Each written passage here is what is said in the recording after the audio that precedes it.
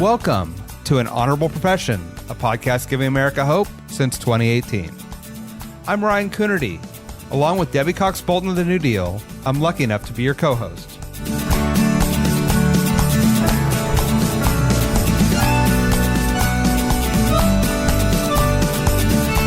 An Honorable Profession is a New Deal Leaders podcast. The New Deal is an organization that supports the next generation of American leaders. From attorneys generals to state senators to mayors to school board members, these are the people that are pushing policies and politics that will respond to climate change, rebuild our economy, address racial injustice, and restore our democracy. These are incredibly talented people who have dedicated themselves to public service when their country and their communities needed it the most. Check out NewDealleaders.org to see what I'm talking about. I'm your co-host, Debbie Cox Bultan. In this episode, I spoke with Atlanta City Councilmember Amir Farokhi about solving problems and shaping his city's future.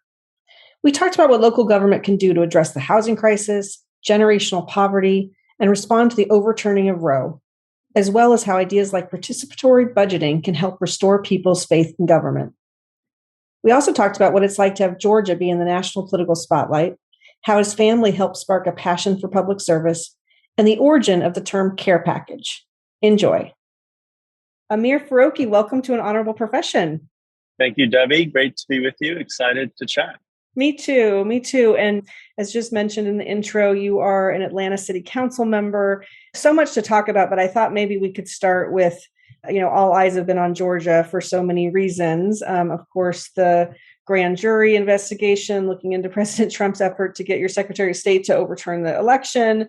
And then you guys just got through your primary, right, with some really big marquee races nationally, including a couple NewDEALers, Stacey Abrams running for governor and Jen Jordan for attorney general, a really important job this cycle for all that's going on. So maybe I just kind of I'm sure listeners would really love your thoughts on kind of just the mood in Georgia, and particularly coming out of the primary and heading into the general, kind of how are Democrats feeling about things down there? Yeah, I'll say, you mentioned nationalized being on Georgia of late, and it's a bit of a foreign feeling, but we're getting used to it. I think, for most of my life, no one looked down here. It wasn't particularly competitive. And then, of course, 2018 was Stacey Abrams' first run for governor, and 2020, Biden taking Georgia and Senators Ossoff and Warnock winning their races. It's proven to be an interesting space now. And I think Democrats in Georgia are still very much optimistic and fired up. I do think it's a different landscape than 2 years ago when, arguably a good bit of the vote was an anti-Trump vote in 2020. And I think this year will be interesting to tell us, how purple the state is, or if it's shading a little bit red. We have an incumbent governor who Stacey ran against the first time. She's running against him again. And, incumbency is tough and tough to beat, that is. And I don't get the sense that Georgians are fully tuned in, even though we just came through primary elections. I don't get the sense that Georgians are fully tuned into the governor's race yet. I suspect that'll change pretty quickly. Stacey has outraised, she just released numbers yesterday, outraised the governor 3-1, 4-1, and has 18.5 million in cash on hand. So she's ready to leverage every potential lever she can to win that race. And I think people are excited to kind of get to the fall and get to the polls. Yeah, that's good for her. That's awesome. And I just a follow-up question on this, because as you mentioned, of course, Kemp won the Republican primary in that kind of, as the whole country is watching, Trump endorsing his opponent. Do you take anything from that, or in terms of whether, on the Republican side, or is it, as you said, kind of people aren't really even paying attention, it's low turnout in a primary, or does that mean that that the Republican electorate are going to be less, maybe right than people fear or something? I wouldn't say they're going to be less right than people and Democrats fear. I do think that there's a thread of all politics is local. And I think for a lot of Republicans around the country, we've seen this in a lot of races where Trump's endorsed. There's waning appetite for his involvement or his presence. Yeah. And, you have a governor in Georgia who I think from the Republican perspective, kept the economy humming fairly well during COVID. We didn't have significant shutdowns like some other states. And that was a, controversial call at the time, but he can lean on the fact that the economy's done well. He's done a good job recruiting big companies to Georgia. And So he has enough to stand on, where I think a lot of moderate kind of traditional Republicans are like, look, Kemp's our guy. He's done a good job. Why switch horses right now? Yeah, that makes sense. I want to ask you too about the Roe ruling and how that's playing out in Georgia, of course, as the backdrop for the political landscape. And I want to flag for people that, it's interesting, I think, for people who are in kind of a blue city and red states, right? And so you fall into that category. I know that this is an issue that you have worked on well before the latest Supreme Court ruling back in 2019, I think it was, when your state was looking like they were going to go a direction to pass the fetal heartbeat bill. You created something, I think, called the Reproductive Justice Commission. Yeah. So I wanted to ask you about that. And then just more recently, your whole council passed a resolution, right, that directing the Atlanta Police Department to place reports of abortion-related care at the lowest possible priority. Kind of what's the feeling in Atlanta, and kind of what's your role? How do you see your role as a leader in your city in the wake of this ruling? Yeah, I think like a lot of Americans, folks in Atlanta are feeling a mix of rage, frustration, uncertainty. There's, I think, a lot of unanswered questions, and I think as plenty of media outlets have reported and explored, there's a lot of questions that this Roe v. Wade ruling has created that we don't have answers for. Like, for example, what happens to embryos in the IVF process when they're no longer needed, or they may not be carried to term? What happens in emergency pregnancy situations, ectopic pregnancies, et cetera. So all this stuff hasn't been answered. And aside from just the general horrifying reality that people's autonomy and bodily autonomy is being stripped away, there's kind of real world implications right now that Georgia as a state has not yet answered. Our legislature has not reconvened for a special session on it. We have a 6-week abortion ban that will likely get passed. But again, that's at a high level. There's not a lot of nuance to it yet. And I suspect we'll see a lot of lobbying at the Capitol from pro-choice and medical experts to try and carve out as much safety and protection as we can in the state right now that is governed by a Republican legislature and a Republican governor. Yeah. You mentioned, the city level, our hands are somewhat tied. We can't circumvent state and federal law on this issue. And so, as you mentioned a couple of years ago, we set up a Reproductive Justice Commission to look at ways that the city can do what it can to support abortion providers, make sure women have access to prenatal care, that information is shared widely, and more recently have pushed our DA, our county DA, and our police departments to deprioritize any enforcement that may come on the books. And like you've seen in a lot of blue cities and red states, DAs and police departments have said this is not a priority for us at all, and we don't expect to spend any time doing this work. But that doesn't change the fact that this represents a massive stripping of rights for women that has an impact for everyone in this country, whether you're a man, woman, or identify as something else. And so I think we're all in a state of worry right now. Yeah, absolutely. And it is just so crazy that it's such a patchwork, right? From state to state. It's just feels chaotic, frankly, and scary. So thank you for your work on that and your continued leadership on that. I'd love to ask you a little bit about some of the other issues that have been close to your heart as far back as when you first ran for office in 2017. I know that one of those issues that you talked a lot about at that time of driving you to run for public office was affordable housing, which it feels like has just really continued to get more and more, problematic, frankly, with the pandemic. And it's just an issue across the country and communities across the country. What are you doing on that front? What are some of the solutions that you're trying to pursue to help with this crisis? Yeah, this is an American problem in almost every corner of the country. And I don't think any city has truly solved it. Maybe Houston, because they have no zoning regulations. So it is the free market is closer to meeting demand there.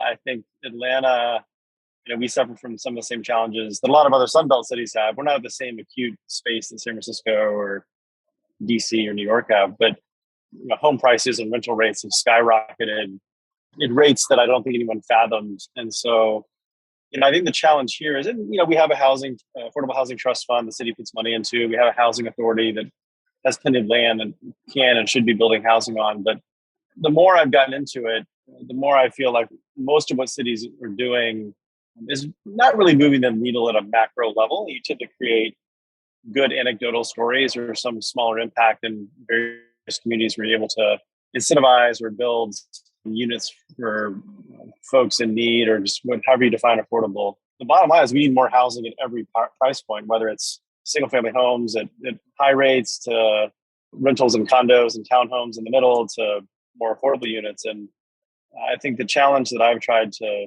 the way I've tried to address this challenge is look at it from a supply and demand perspective, and knowing that there's a lot of other levers the city is trying to pull in traditional ways, land trusts and subsidized housing, inclusionary zoning, all these things. But I'm a big proponent of density, and California has fought this battle for decades. So it's a different beast in California where you are, but really trying to move our city toward out of the mindset of everyone can't live in a single family home on a quarter acre or half acre lot. I mean, we have to live in tighter proximity to one another.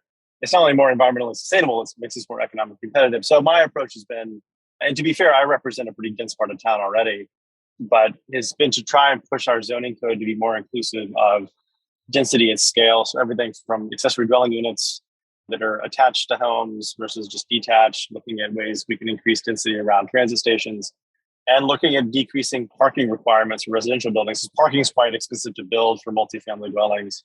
And we tend to overbuild parking in the South and much of the Sun Belt, which, if you can reduce it, reduces costs, the housing costs for those renting or buying. So, we haven't solved it yet. We're trying to. It's not just a city issue. It's a metropolitan regional issue here, as it is, I presume, in Dallas and Charlotte and Denver and Phoenix, a lot of other places that have similar makeups. Yeah, it absolutely is. And you're right about California, and the parking issue is an issue here too. Were you able to use any of the federal funds, like from the ARPA money, the American Rescue Plan money, or others to try to address some of this issue at all in terms of housing? Maybe not on the supply side, but in other ways? So we used some, I forget the exact number amount for kind of emergency housing support, whether that was to prevent evictions from happening. We just dedicated a good chunk of money to eviction defense for folks who are facing eviction or landlords are trying to move folks on.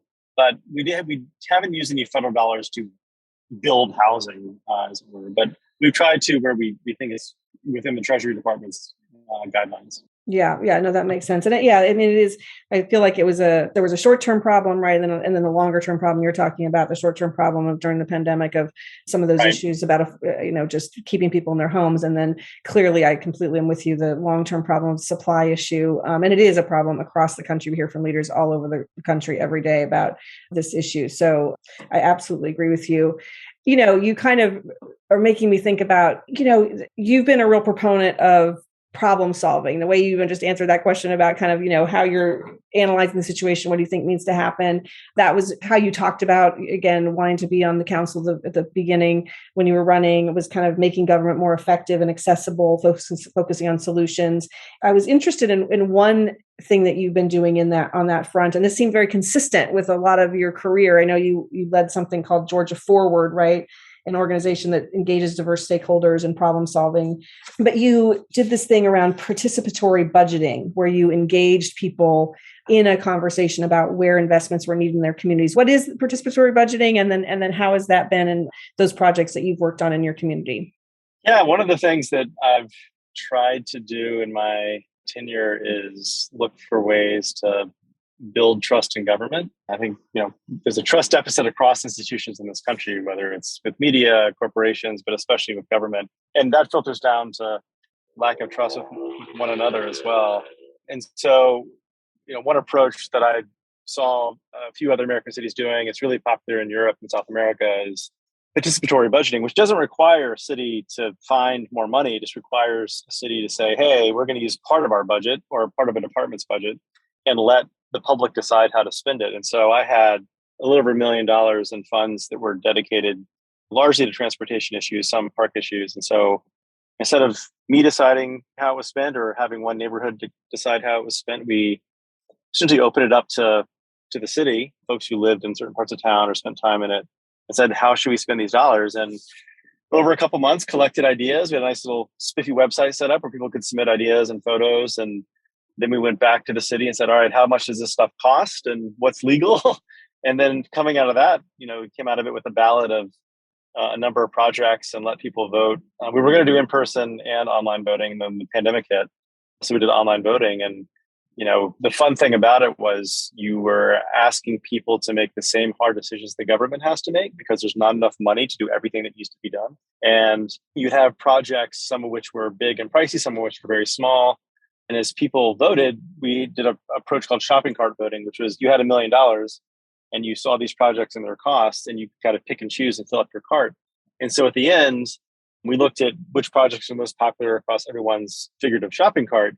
But what was neat was that there were a number of big projects that got voted through. But to fill up the shopping cart, you had oftentimes pick some smaller projects to use up all your money. And so, one of my favorite projects that won was in our downtown. There's a small concrete island that separated a bike lane from a traffic lane. And someone was like, I wish this was painted yellow so people could see it. And, it cost like $1,000 or something to do it. And that project got voted through alongside some more significant infrastructure projects like installation of wider sidewalks and bike lanes and trash cans. But, it's a great exercise in building trust between government and its residents because the ideas are coming from residents. They get to say how the money's spent.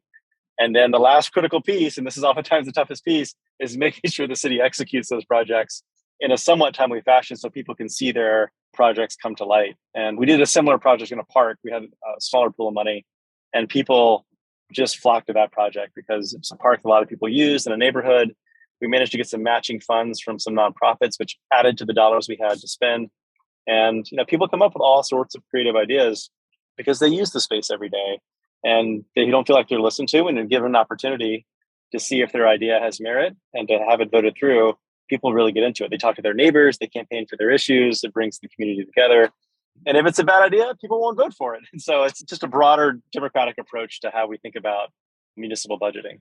Yeah, I absolutely love that. And I think on that park one you were just talking about, right? One of the big things that got done through that was reopening bathrooms in that park that had been closed for like 20 years or something, right? Which is, I thought was just, which was so, like, I can just imagine being in that park and needing the restrooms, right? So I'm so glad that that happened. Yeah, and it's a park with a ton of families and, you're there with your kids right by a playground and a pool. And for decades it had been closed and the city had kind of balked on opening it and they didn't have time to go do maintenance. And we got it open and people are just beyond thrilled. That's so great. I mean, I just love the way you're talking about this, about, we do have to find ways to restore faith in government, and local government often is the place to do that, right? Because they can see it, feel it, touch it. And I'm just wondering, it sounds like a lot of people participated. Did you have to make an effort the first time? Did people buy it that they were really going to have a say, or what was the response when you said we're going to do this? Yeah, so the biggest challenge is getting enough people to either submit ideas, but then also to vote. Because if you just leave it to natural devices, what will tend to happen it's the same people that show up to neighborhood meetings are going to participate. Mm-hmm. And so we really worked hard. And I looked around the world, the best approaches to this, to try and bring in folks, to publicize it in front of folks, but also get them to feel like they have agency and autonomy to be in that space, who don't normally interface with local government. So we set up tables outside of our MARTA train stations. We set up tables in the middle of Georgia State University, which is in our center city, where students were kind of crossing the street a bunch. We went to classes. We set up shop out in kind of office building lobbies, and we reached out to groups to spread the word to their constituencies. And it worked. And we got, we don't have a lot of people live in our downtown, which is where we did $1 million of transportation infrastructure. And we had over 4,000 people vote on 30 some odd projects. And that was after 100 plus projects were submitted. We had to remove a bunch of them because they weren't in downtown or they weren't legal. But, we were hoping to get 1,000 votes. We had over 4,000 votes. And so it's, people like having a say, believe it or not. Yeah, that is so great. That is so great. You've got another initiative I wanted to talk about quickly because it's not something I've seen before, actually. And I thought it was super interesting. You are proposing something called a night mayor, I think, to have somebody that's available kind of during the evening hours where there's a whole, economic, ecosystem happening or whatever, but I won't put words in it. You tell me, what is a night mayor and kind of what problem are you trying to solve there? Yeah, I wish it was an original idea. It's not an original idea. I think the first night mayor was in Amsterdam in the early 2000s, but a number of American cities have adopted something akin to a night mayor. They call them different things. They have different scope. I looked at it as, Atlanta has a pretty robust nighttime economy. It's oftentimes simplified as bars and nightclubs, kind of traditional nightlife. But my view of it is more expansive. It's, there's folks working in hospitals and hotels. There's restaurant workers who are getting to and from work. There's taxi and rideshare drivers who are out doing work, food truck drivers. So there's a whole nighttime economy that exists that we don't really think about when we think about our economy. And it touches every aspect of city making, whether it's how public space is used, how we allocate public safety resources. Is our infrastructure serving the needs at night? Are our police and other services allocating their resources based on what's happening at night? So really someone who would wake up every day or stay up every night thinking about those issues and working with stakeholders to solve problems. DC has a really robust night office. I think Orlando had a really good one for a while. I'm not sure they still have it. Our current mayor has put in place someone really in response to a spike in crime associated with nighttime activity around nightclubs, someone who really worked with the nightclub and bar industry to kind of improve safety outside establishments and with establishments. I'm trying to push him to expand that role to be more kind of holistic about what happens at night. But, like a lot of big cities, we tend not to think about what happens after 8 o'clock other than, is the bar quiet enough and are the police where they need to be? But there's a lot that happens, and it's a significant part of our economy. And as the city grows, an increasing part of our economy.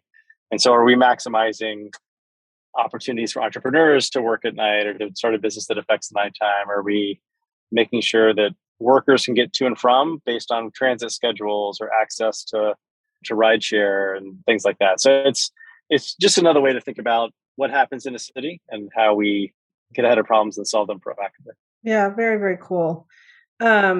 You are a city council member, like a lot who, obviously for most city council members, it's not full time. You have a day job as well, right? And you work at CARE. I think you just got a big promotion, which I want to hear about. Congratulations on that.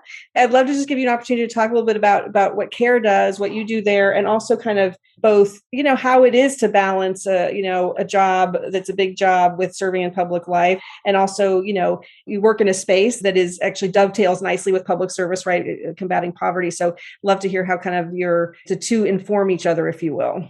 Yeah, I'm lucky to have the opportunity to balance both roles. It takes an employer who is flexible, and I'm lucky I have a flexible employer. I realized when I got in office, you either have to be a solo practitioner, you're a lawyer, an accountant, you have your own practice, or you work at a big enough entity where they don't depend on you to keep the lights on every day, and they're flexible with you. And I'm lucky to have the second. But I care.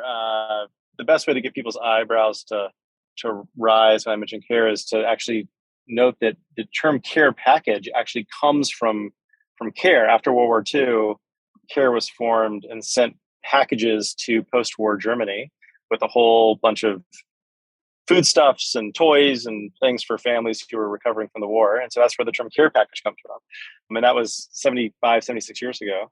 And today, CARE continues to do work around the world in over 100 countries.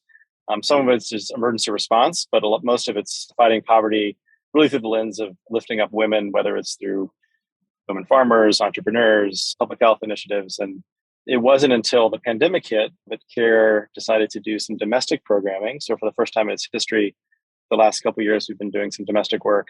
And my new role is to oversee all of our domestic programs, which to date have been really in two buckets. One is emergency response. First, it was kind of pandemic care packages to first responders, but then we started partnering with local nonprofits in areas that were hit by natural disasters. So in Houston and the Gulf, after some hurricanes, we've done work there, providing housing and food and cash assistance, and similar in Kentucky after a tornado there. And then we do some group savings work with women and men who want to start their own business, kind of small scale approach that we do at a really big scale around the world. We're trying to see if it works here in the US as well. That's so great. And I mean, I did not know the care package story. I'm familiar with CARE and I did not know that. So it is kind of eyebrow raising and cool. Thanks for sharing that. Yeah, it's enormous brand equity that we're like, why aren't we capitalizing on this? But so we're working on making sure that most Americans realize the care package is associated with CARE. That is so cool. That is so cool. And so, poverty is something that you have thought about at the city council level too, of course. And in fact, I think that you have started one of the biggest guaranteed income pilot in the South focused on. Why don't you tell us about that and tell us, how that's working? I represent a part of town that's dense, progressive, increasingly affluent, but it retains the largest community of Section 8 residents in the South, 1,100 residents who live really within a few blocks of one another. And it occurred to me, while Atlanta talks a lot about its poor economic mobility, we have one of the lowest economic mobility rates in the country. If you're born poor, you're almost certain to remain poor in Atlanta. We don't really talk a lot about economic insecurity, which is also very present for a number of our residents. And looking around the country, obviously saw a number of pilot programs doing cash transfer, guaranteed income work, and launched a task force here to look at whether that was an approach we want to try in this part of the neighborhood. And long story short, spun a nonprofit out of my office because there was enormous interest in it. And we raised $15 million plus to actually run a guaranteed income program for Black women in 3 parts of the state, in this one neighborhood I represent, in a suburban neighborhood, and then in 3 rural counties in Southwest Georgia, near the Alabama-Georgia border. And so that's all kicked off this year. The women are receiving $850 a month for 2 years. And then there's a group of women as well receiving a lump sum payment upfront of $4,000 and then $750 a month for 2 years. The reason being, as we heard from additional participants, was if you're on benefits, housing, SNAP, whatever it may be, you are typically prohibited from saving over a certain amount. So it's very difficult to make a large purchase or to make a big life change. And we said, let's test this. If you give folks a lump sum payment up front, do they leave the neighborhood? Do they buy a car? Do they enroll in the class? So we have a huge qualitative and quantitative study going alongside the work. But ultimately, it's about, can you create some basic decency and agency for many of our most vulnerable Atlantans and Georgians? And excited to see what we learn from it. Yeah, I'm excited to see too, and it's an interesting approach, right? I have to be perfectly honest that in the past I've been, I haven't known how I felt about guaranteed income programs, to be honest with you. And I think in part, because, I know that a lot of people would say that they want to, is that, I don't know, just it feels like, in other ways we talk about that is in terms of encouraging work or whatever instead. But the thing that I'm interested in that you and some other New Dealers have done around the country is kind of acknowledging that kind of the gap, right, between what you can earn while you're working, or if you're not working a traditional job, right? If you are staying home taking care of a child or taking care of a parent, or these other things that are absolutely working, but not in the traditional way we've defined work, right, in the past. And, and then supplementing, or paying people to do that so that they can, have that stability and have the ability to save and have that upward mobility. So I'm just, maybe as a follow-up question, for people who are skeptical about guaranteed income plans, and I'm excited to see the results you have, because what I've seen actually in some of the ones around the country have been really promising. What do you tell people who are skeptical of this? Yeah, the first thing I'll say is, it is, and this is statistically true across not just our most vulnerable and poorest Americans, but across the middle class as well, is that it's harder and harder to make ends meet in this country, no matter how many jobs you have, right? Whether it's inflation or just general creep of education, housing, healthcare costs, economic security is less and less attainable for millions of Americans. And I will say, I think our program's fundraising success was in part because it coincided with the pandemic, where the mindset around receiving cash transfer payments changed, because millions of people were receiving federal relief dollars that normally would not have considered themselves vulnerable, right? Yep. That was part of it. We're also in the neighborhood where Dr. King was born and preached, and he called for guaranteed income. So there's a nice narrative arc, the work we're doing here. But your first skepticism was the most common one, which is, if you give people money, they're not going to work. And I always say to folks, if someone gave you $800 a month, would you stop working? And the answer is almost inevitably no. And studies have shown what happens isn't that people stop working, with one exception, which I'll mention in a minute, but that it frees up people to actually pursue jobs and careers that they've always wanted to do. And they're not just running out to the local fast food restaurant to make ends meet, which is what we want. We want people to have stable, long-term careers. It's better for their kids and families. It's better for our tax base. It's better for the stability of neighborhoods.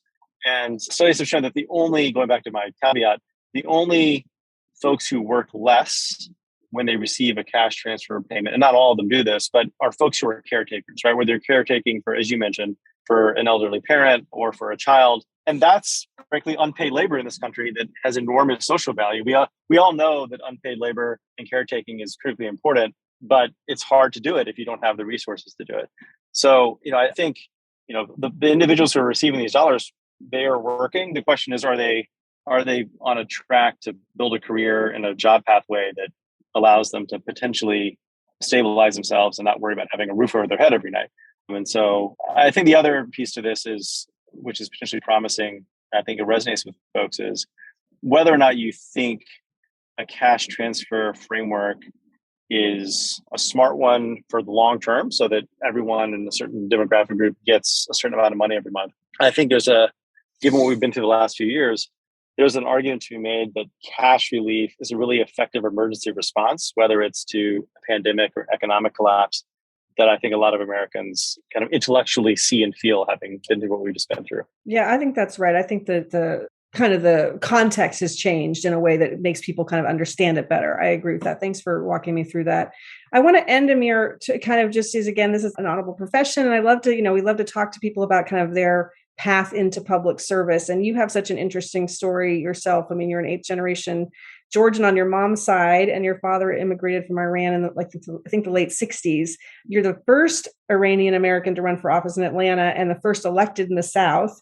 And I'm just curious kind of about, how your upbringing and how your family, may have influenced your path into deciding that you wanted to run, to go into public service or run for office. Yeah. So I grew up in a house with parents from two very different backgrounds, as you just indicated. I always joke that my childhood was one of the few people who ate grits sitting on a Persian rug, right? So it's like the mix of Southern and Persian. But both my parents were in education, and both of them were very civically active. My dad was actually a political science professor. So I kind of grew up around politics, and both my parents, for whatever reason, never were jaded by it and believed it was a way to do good for your community and to make a difference. So I think I was shaped by their view, certainly. And I chose to run for city council out of the gate because I think cities are, in many ways, the most nimble, agile, less partisan form of government where you can actually get stuff done. And sometimes that's proven true. Other times it's proven not true. But that's what drew me to it a bit, as well as just Atlanta being a great city and wanting to help shape its next chapter. You had another part to your question, which I just forgot, other than my upbringing.